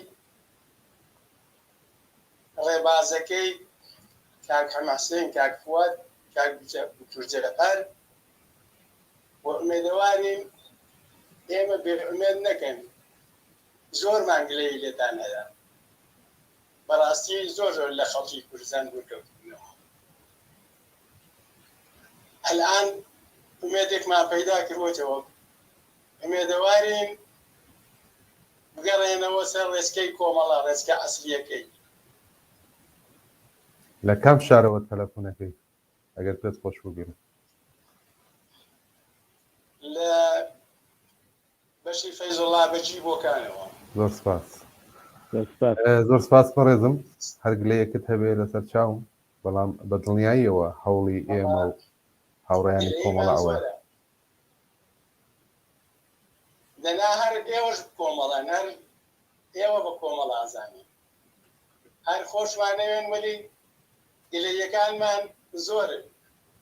ئومێدەوارین ڕۆژێک ڕێفراندومێک بکرێ لە ناو کۆمەڵایە بۆ مانەوەی حیزبی کۆمونیست یان نەمانەوەی. ئێمە بە مانەوەی حیزبی کۆمونیست بەڕاستی دڵگران، چون فەقەت زەربەی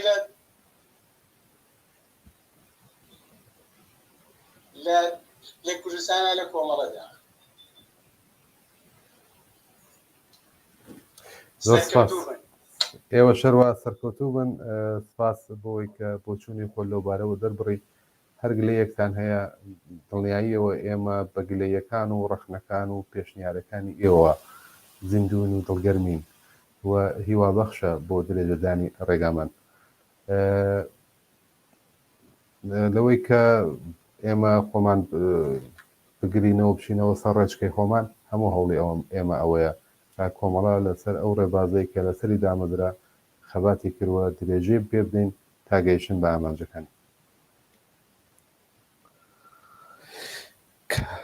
مەحیەگیان یەک پەیامی ترمان بۆ هاتووە، ئەڵێ پارازیت لەسەر تەلەڤیزیۆن فعال بووە، بەرنامەکەتان تەئسیری هەیە ئەوە باش بزانن، بەرنامەکەتان زۆر گرنگە، زۆر سپاس دەکەم بەڕێزێک لە سنەوە. بەڵێ ئەوەی کە کۆماری ئیسلامی هەوڵەدا بە شێوەی جۆرواجۆر کە نیاڵێ دەنگی ئێمە دەنگ و ڕەنگی ئێمە بچێتە ناو بنەماڵەکانی خەڵکی کوردستان، ئەوە هەوڵی داوە و پێشتریش بە شێوەی جۆرواجۆر چ ئەو کاتەوە رادیۆ کۆمەڵە بوو چ دواتریش کە تەلەڤیزیۆنی کۆمەڵە بوو، بەڵام دڵنیا بن سەرکەوتوو نابێت. خەڵکی کوردستان پەیوەندی خەڵکی کوردستان لەگەڵ کۆمەڵە پەیوەندیەکی نەفساوەیە و ڕۆژ بە ڕۆژی زیاتر فتوتر و لێک ئاڵاوترە بێت. بەڕێزێک لە سنەوە بە ناوی ڕۆژین ئەویشە پەیامی پیرۆزایی نردووە بە بۆنەی 26 ڕێبەندان، ئەوسێتی من لە ئەسڵا خەڵکی کۆڕم.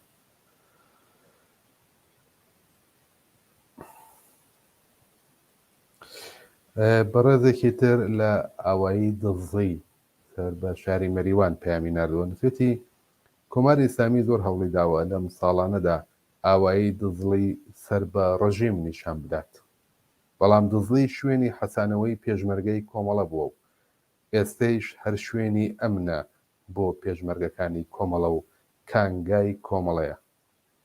بۆیە 26 ڕەبەندان پیرۆزبایی یەکەم لە هەموو ئەو کەسانەی کە دڵیان بۆ کۆمەڵە لێدا. پیرۆز بێت 26 ڕەبەندان، ڕۆژی ئاشکرابوونی کۆمەڵە، هاوڕێیەکتان لە دزڵی.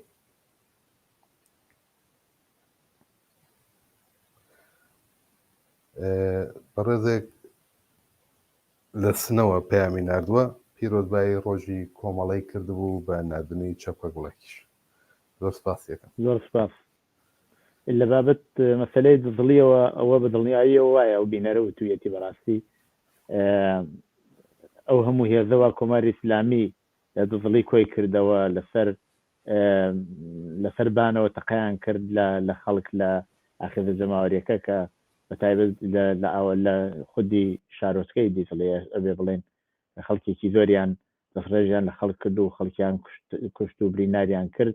ئەو معنایەوەیە بزوتنەوەیەک هێزێکی جەماوەری هەیە کە دژ بە کۆماری ئیسلامیە و 100% بەشێک لەو هێزە بەشێکی هەرە زۆری خۆیان بە کۆمەڵەوە ناسن، بۆیە ئەو هەموو هێزەی کۆکردەوە بۆ سەرکوتی ئەو ناڕەزایەتیانە کە ئەو سەردەمە بوو.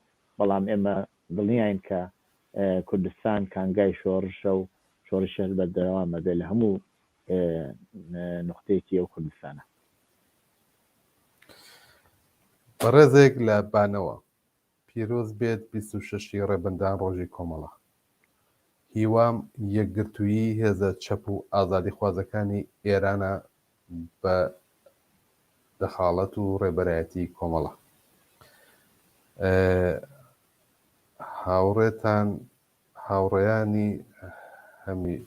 هاوڕێیانی گوڵ هاوڕێیانی پێشمەرگە لە زرگوێز پیرۆزبایی لێکردون. دەقی پەیامەکەی وا بوو.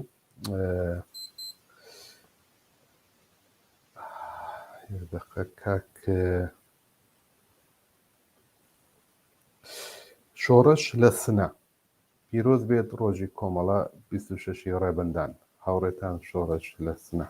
زۆر سپاس بۆ ئەو ئازیزانەی کە تای سەر پەیامیان نردووە، بەشێکیان درێژ بوون هەوڵم داوە کورتی بکەمەوە، بەشێکیان مربوط بە باسی بەرنامەکە نەبوون، داوای لێبوردنتان لێ یەکەم. هەوڵە دێن کاک مەحیا تعدادێک پەیام هاتووە، تعدادێک هەم لە چوارچێوەی نیگەرانیایە هەم لە چوارچێوەی پرسیارایە. پرسیاریان کردووە مەسەلەی ئەم هاوڕێیانە دوای جیابوونەوەیان و مەسەلەی شێوازی جیابوونەوەکانیان نیگەرانی کردوون و 6 دانە 7 دانە پێیان و پرسیار لەوبارەوە هاتووە کەمە هەوڵمدا نەیان خوێنمەوە بۆی کە تاسیدانێتە سەر پەیامە پیرۆزباییەکان. بەڵام بە کورتی ئەتوانین وەڵامێکی کورت بدەینەوە. تۆ فەرموو کاک مەحی. ئەوەی وە ئێوەش لە ڕێگەی ڕاگەیاندنەکانەوە ئاگدار بوون کە کۆمەڵێک لە هاوڕایانی پێشووی ئێمە کە ئێستا بۆ خۆیان لە حزبی کۆمونیستی ئێران جیابوونەتەوە ئەو هاوڕێیانە بەبێ ئاگداری ئێمە پێشتر ئاگداریان نەکردن و سەرزەدە هاتن بۆ ئوردوگا.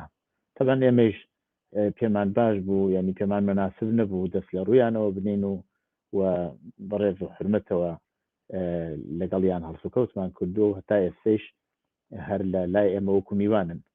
بەڵام بەداخەوە زۆر جار ئەوان وەکو میوان هەڵسوکەوت ناکەن. میوان نه میوان بەو شێوە هەڵسوکەوت ناکات و بەداخەوە ئێمە هەر لە ڕۆژی ئەوڵیشەوە پێمان وتن کە نابێ ئێوە کارێک بکەن کە گرژ و ئاڵۆزی لە ناو ڕفێقەکان ئێمە دروستکەن لە ناو هاوڕێیان ئێمە دروستکەن و ئەوە ئەگەر چی وتیان ئێمە بۆ ئەوە نەهاتوین بەڵام ئەبینین کە خەریکی گرژ و ئاڵۆزی دروستکردنن هەر لە پەنادەستی ئێمە خەریکن پەیامە نێرن هەر لە پەنادەستی ئێمە خەریکن بەرنامەی تەلەڤیزیۆنی بڵاوەکەنەوە هەر لە پەنادەستی ئێمە خەریکەوە ناکەن ئێمە هەردیسان هەروکو میوان لەگەڵیان ڕفتارمان کردووە. تەبەن زۆر جاریش مەظلوم نمایی ئەکەن بۆ ئەوەی کەوە نانمان پێ نادەن و نەزام ژەمێن خواردنمان پێدەن و شتی واکە زیاترەوە مەظلوم نماییە. بەڵام ئەوەی وا معلومە ئەو کێشە کە ئێمە هەمومانی هاکمەحیە ببوورە قسەکانە لەبیر نەچێت بەڕێزێک لەسەر خەتە باقەتی لە ئێرانەوەی لە سنەوە ئەوێت بە بۆنەی ڕۆژی کۆمەڵە پیرۆزباییە کات بینەری خۆشەویستم کاتت باش فەرمۆ. سلام کاکە. سڵاو سەر چاوم. بەخێر بێ. فەرموو دەنگت بڵاو بێت. سلام کاکە. سڵاو سەر چاوم. وڵای بەندان لە کۆمەڵە مبارەکبایی. زۆر سپاس بۆ تۆ لە ئێوەش پیرۆز بێت هەروە. حەیدەرم لە زۆر سپاس کاک حەیدەریان ماندوو نەبی سپاس بۆ ئێوە و سپاس بۆ پەیوەندیەکەت. ئێوەش پیرۆز بێ کاک حەیدەر.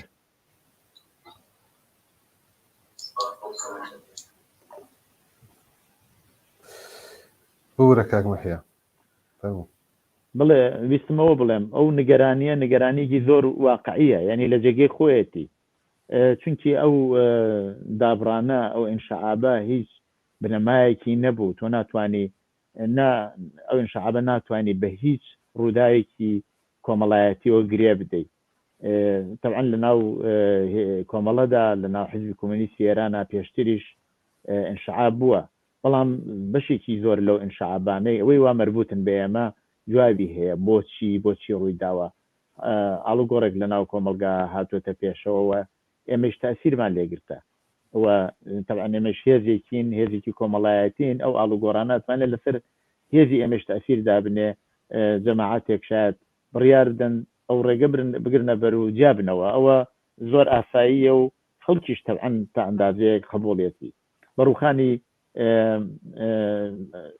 شۆرەوی وڵاتانی شۆرەوی بەشێکی زۆر لە هێزە چەپەکان تەئسیریان لە ئەو ڕووخانی شۆرەویە گرتووە ناوی خۆیان گۆڕی ڕێگەیەکی تریان هەڵبژات یاکو بەهاتنە سەرکاری خاتەمی و قەولدان بە ئیسلاحات لە بڕێک لە هێزەکانی سیاسی هەروەها لە ئێمەش تەئسیری وەرگرتووە بوو بەهۆیەوە کە بەشێکی لە ناو ئێمەشی خسە ناو گومانەوە کە ڕێگەیەک هەیە بۆ ئیسلاح و بۆ ئەوەی کە ئەمان بتوانن لە حکوومەتە و لە قودرەتە دەستیان ببێت.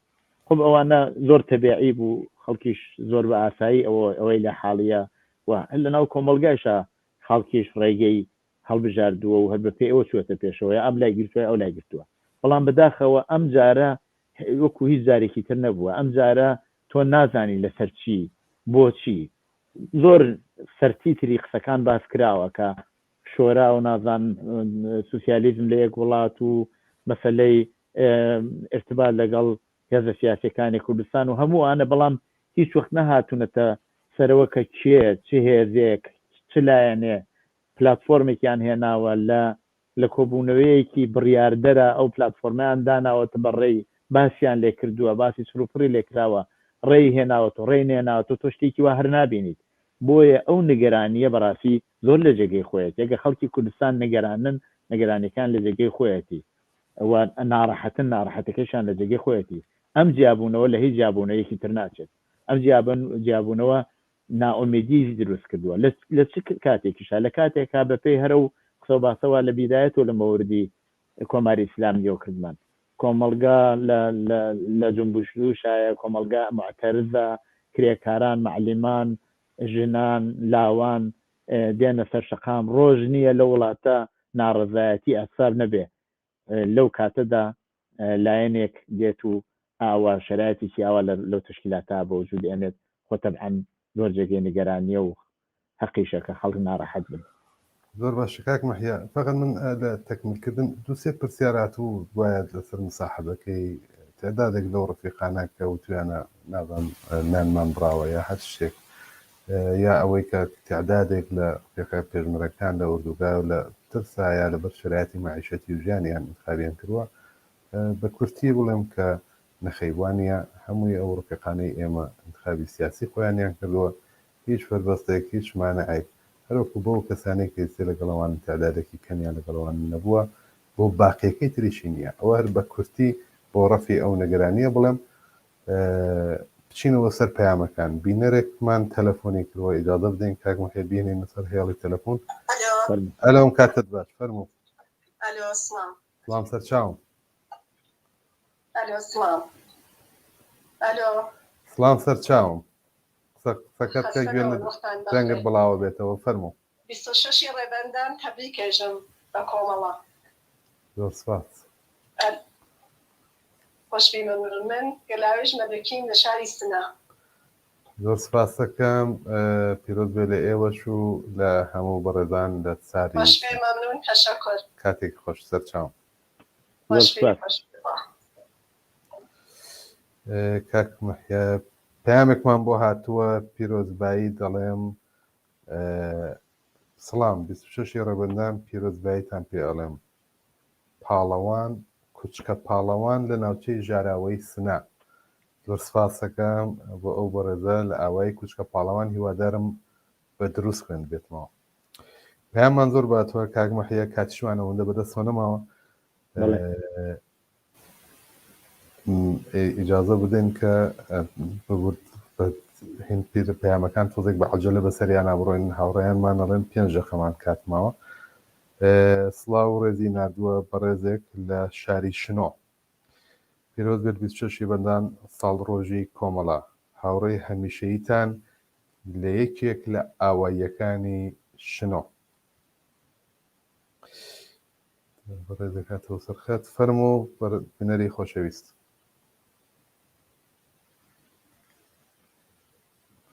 الو فەرموو، ئەم کاتت باش. الو سلام باشش کە سڵامەتتان دوونەوەن. سەرچاوم. ڕۆژ شپێگەکانی خۆشەویستی کوردستان تەبری عەرز دەکەم بۆ بنەماوە شەهیدەلا، چون ئامادە کردووە بۆ هەموو شەهیدانی کوردستان. الو فەرموو. تاریگیان منت بۆ پەروەردە کرد، بۆ خۆشی خۆت بوو یانەتەوەی کورد، هەوا بۆ گەلەکەم خۆ گوندە بکوشت، خوایەکە دەریای فرمیز کردە ڕەشت. پێشکەش بێ بە ڕۆژی کۆمەڵە و هەموو شەهیدانی کوردستان. زۆر سپاس دەکەم بەڕێزی خۆشەویست لە شاری سنەوە. شۆڕش سنە خوێناوی. سپاس بۆ کاک شۆڕش شاری سنە. دەستان خۆشی بۆ ئەو بەرنامە جوانتانە. زۆر سپاس بۆ ئێوە کە بینەرمان بوون. قوربانت بچێکتم هەر چاو. شەوتان باش کاکەگیان شەو باش هەر سەر چاو. بژن هەر بژن سەر چاو. قوربانت باش دوای سپاس بۆ کاک، بەڕێزرا لە شاری سنەی خوێنەوەی. بان فقط ناوی ئەو هاوڕێیانە کە لە ڕێگەی فەیسبووکیشەوە پامیان نردووە بخوێنمەوە فقط ناویان ئەوانەی کاک حەسەنی خزری باشە فقط ناوەکانیان خوێن کاک حەسەنی خزری فایقی ئەوێ هەنگ هەروەتر جەلالی ئەمجەدی شەهرامی سەنجەری کە ئەوە پەیامەکەیشی نردبوو خوێندمانەوە تەوان پێیان زۆر هاتووە بەڵام فقط بەداخەوە ناتوانین هەموو پەیامەکان بخوێنینەوە هەر ناوی هاوڕێیان ماوەتۆ زۆر سپاس بۆ ئەوەی کە پەیامتان نردبووە فەرموو کاک. سپاس. سڵاو هاوڕێیان، ئێمەش وەک جەماوەری خەڵکی میانەی کەلاتەرزان خۆمان بە پرسیار دەزانین ڕۆژی 26 ڕێبەندان لە خۆمان و تەواوی هاوڕێیانی پێشمەرگەی کۆمەڵە و هەموو خەڵکی کوردستان پیرۆز بکەین. ئومیدوارم ساڵی داهاتوو جێژنی کۆمەڵا لە ناو کوردستانی ڕۆژهەڵات ئەنجام بدەین. بەڕێزێکی تر داوای کردووە کە تۆزێک ئەو کەسانی کە تەلەفۆنەکەن بەڕێزێک لە کامیاران لە پاڵنگانی نووسیوە سڵاو بۆ هەموو بینەرانی ئەم بەرنامە و ماندوو نەبن لە سپاسیەکەین لەلایەن بەرپرسانی ئەم بەرنامەوە لوتفیان کردووە زیدی لێرەدا داوا لە خەڵکی ئازادی خوازەکەم کە مەراسمەکانی 26 ڕێبەندان ڕۆژی کۆمەڵا زۆر بەشکۆتر لە ساڵانی پێش و بەڕێوەبەرن بەم جۆرانیشان بدەن کە کۆمەڵە نامرێت و باڵی حیزبی کۆمونیستە. دوو دەقەمان فرسەت ماوە بەڕێزێک نووسێتی پەیامەکانم نایەت پەیامەکانت هات خوێنمەوانێ زۆر سپاس. وێڕای سڵاو بۆ بەڕێوەبەرانی بەرنامە پیرۆزبایی ڕۆژی کۆمەڵا ئەکەین لە هاوڕێیان و پێشمەرگەکانی کۆمەڵە و هەموو کرێکاران و زەحمەتکێشان و ژنان و لاوانی سۆسیالیست و ئازادیخوازی کوردستان. نەزەری داوە لەسەر یەکێک لەو بینەرانەی کە هاتووەتە سەر هێڵی تەلەفۆن لە منتەقەی فەیزڵابەگی بەڵام کاتەکەی کەمە خۆی نووسێتی هاوڕەیەکی کرێکارتان لە شاری سمنان. بەڕێزێکی تریش دەستخۆشی بەرنامەکەی لێکردوین و زۆر سپاسیەکەین. سڵاو پیرۆزبەندان لە هەموو ئەندامانی کۆمەڵا خەڵکی کامیاران وەک دەهەکانی 50-60 ماڵیان ماڵی پێشمەرگەی کۆمەڵەس دڵنیابن بە گەرمی لە ئامێستانەگرین. جارێکی تر پیرۆز بێت 26 ڕێبەندان. کاک مەحیە کاتمان هیچ بەدەست نەماوە. بەڵێ بە ئاگاداری بینەران بگەێنم کە ئێمە لەم ماوەدا ئەوە بە پێشوازی ڕۆژی کۆمەڵەوە چین هەوڵە دێن لە تەلەڤیزیۆنی کۆمەڵا بەرنامەی ئاوا تەرتیب بدەین کە هەموو بینەران بتوانن لەم ڕێگەوە پەیامەکانیان بنێرن و سەواتەکانیان بکەین حتممە قەولیان پێدەین بەرنامەی تایبەتمانە بێت بۆیە ئەگەریش ئێستا فریانە کەوتین داوای لە بردنیان دێکین. زۆر سپاس کاک مەحیا ماڵاوە بژین بە شادی پیرۆزە 26 ڕێبەندان پیرۆزە لە هەموو لایەک.